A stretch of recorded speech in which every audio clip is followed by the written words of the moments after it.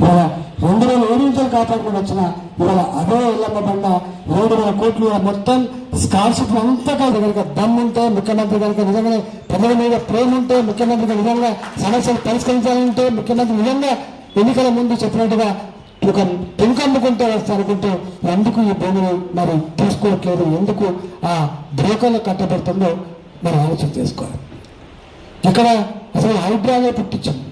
నేను అనుకున్న హైడ్రా వచ్చినప్పుడు నిజంగా పేదల భూములు కాపాడుతున్నామని చెప్పి అనుకున్నా, పేదల ఇల్లు కాపాడుతున్నామని చెప్పి అనుకున్నా, పార్కు స్థలాలు కాపాడుతున్నామని చెప్పాను అనుకున్నా, ల్యాండ్ మాఫియా గుండెల్లో రైలు పోగొట్టని చెప్పి అనుకున్నా. కానీ ఇలా రైలు ఆ ల్యాండ్ మాఫియా పాంపులు మాత్రం గుంజుకోలేయాలి. ఆయన పేదలను కూడగొట్టి 15,000 కోట్ల రూపాయల విలువైన భూమిని కాపాడని చెప్పి స్టేట్మెంట్ ఇచ్చుకుంటే నిస్సిగ్గుగా ప్రకటిస్తే ఇవాళ దాని మీద స్పందన లేదు.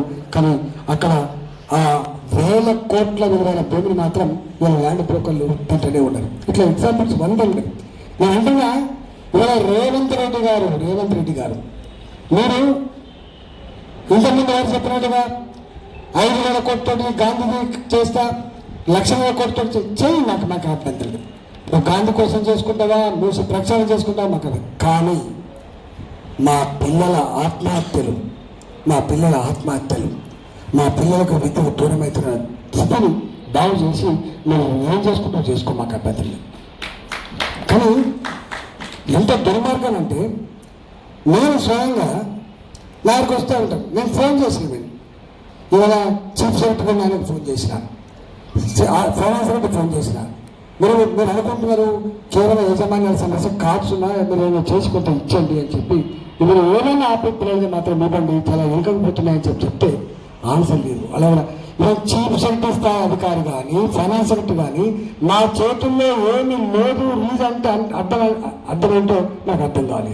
అంటే పవర్ అంతా మెల్లమెల్లగా పేరుకే ప్రజాస్వామ్యం తప్ప మొత్తం పవర్ అంతా కూడా ఎక్కడొక సంఖ్య అయిపోయింది. ముఖ్యమంత్రి కార్యాలయం చెప్తే తప్ప బిల్లు రాదు.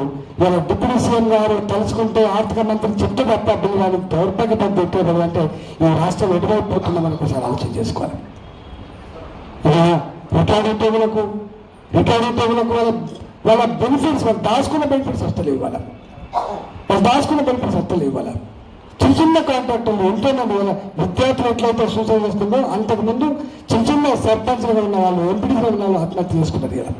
వాళ్ళ బిల్లులు లేవు. వాళ్ళ కోట్లకు పడగొట్టున్నారు కదా. మొత్తం ఒకటే పని ఇవాళ ఈ ప్రభుత్వానికున్న ఏకైక పని, ఎక్కడెక్కడ భూములు ఉన్నాయి, ఎక్కడెక్కడ వాటి కోర్టులలో ఉన్నాయి, కోర్టులలో ఎట్లా ఇన్ఫ్లుయెన్స్ చేయాలి, వాటి ఎట్లా వాళ్ళకు కట్టబెట్టాలి, అక్కడ ఎట్లా వేల కోట్ల రూపాయలు సంపాదించుకోవాలి, ఎట్లా డబ్బులు సంఖ్యలు కేంద్రానికి పంపాలి, కేంద్ర పార్టీకి పంపాలనేటువంటి ఏజెంట్ తప్ప ఇంకో ఏజెంట్ లేదు. కాబట్టి మీరు అనుకుంటున్నారు ఇక్కడ ఏం జరుగుతుందో పిల్లి కళ్ళు మోసుకొని పాలు తాగినట్టు మీరు అనుకుంటున్నారు. కానీ ఇవన్నీ కూడా లెక్క రాసి పెట్టుకుంటున్నాం. మేము ఇంకేటప్పుడు రాసి పెట్టామో మేమంత రాసి పెట్టినాం. సందర్భం వస్తుంది చూస్తున్నాం. మీరు అనుకుంటారు సూసైడ్ చేసుకుంటారు, గొనుక్కుంటారు, లోపల గిట్ల సమావేశం పెట్టుకుంటారు. సందర్భం వస్తే సత్తా ఏందో చూపిస్తుంది తెలంగాణ సమాజం. గుర్తుపెట్టుకుంటాం. మరణపోవడం మత్తరిచిన తెలంగాణ సమాజం, మద్దరిచ్చిన న్యాయశాస్త్ర తెలంగాణ సమాజం యొక్క లక్ష్యం కాదు. తప్పకుండా బరిగీసి కొట్టాడే శక్తిని తెలంగాణ దేనికైనా అడ్డుపడ్డు ఉంటుంది. ఇప్పటికి 2 సంవత్సరాలు దాటిపోయింది. ఇలా ఆయన అంటాడు పాత ప్రకారం. నేను అడుగుతున్నా పాత ప్రకారం అంటారు, పాత ఇళ్ల పన్నులు గత ప్రభుత్వంలో ఉన్న ఇళ్ల పన్నులు వసూలు చేస్తలేవా? గతంలో కట్టాల్సిన ట్యాక్సులు వసూలు చేస్తలేవా? గతంలో ఉన్నటువంటి నల్ల బిల్లు వసూలు చేస్తలేవా? గతంలో ఉన్న కరెంటు బిల్లు బకాయిలు వసూలు చేస్తలేవా? వాళ్ళు గవర్నమెంట్ కూడా కంటిన్యూస్ ప్రాసెస్. గతంలో ఉన్న బకాయిలు ఎట్లయితే వసూలు చేసుకుంటారో గతంలో ఉన్న బకాయిలు కూడా చెల్లించాలని ఇంకొక జ్ఞానం మీ ప్రభుత్వం లేకపోతే ఎట్లా చెప్పండి. ఇవాళ ప్రభుత్వం మీద పార్టీ ఉంటుంది, ఇంకో పార్టీ వస్తుంది. ప్రభుత్వం పోతే ఇంకో ప్రభుత్వం వస్తుంది.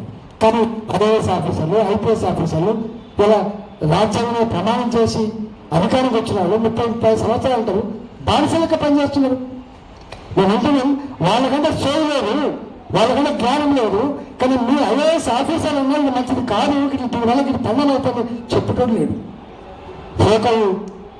ఫోకల్ పాయింట్ల కోసం, ఇవాళ మంచి పోస్టుల కోసం వాళ్ళు కూడా బానిసల కన్నా మారిపోయి ఇలా ప్రవర్తిస్తున్న పరిస్థితి ఇవాళ అగెందుకు వచ్చినట్టు ఉంది. సామాన్య ప్రజానికానికి దిక్కు మొక్కు లేకుండా పోయింది అని. గతంలో ఏమైనా ఫోన్ చేస్తే నిజమే సార్ అని చెప్పి అంటుండదు, కానీ నాకు తెలియదు సార్ అనే పరిస్థితి వచ్చింది అని. నేను ఎన్ని ఆఫీసులు మొత్తం చట్టం చట్టబండలైపోయి అన్ని అధికారులు వాళ్ళ పెట్టి బాసుల ఆదేశాల మేరకే పనిచేస్తుంది తప్ప ప్రజాస్వామ్యబద్ధంగా, న్యాయబద్ధంగా, ధర్మబద్ధంగా ప్రజల అవసరం కోసం పరిపాలన జరుగుతున్నట్టు కనబడతలేదు. ఇది మంచిది కాదు సుమా, ఇది మంచిది కాదు.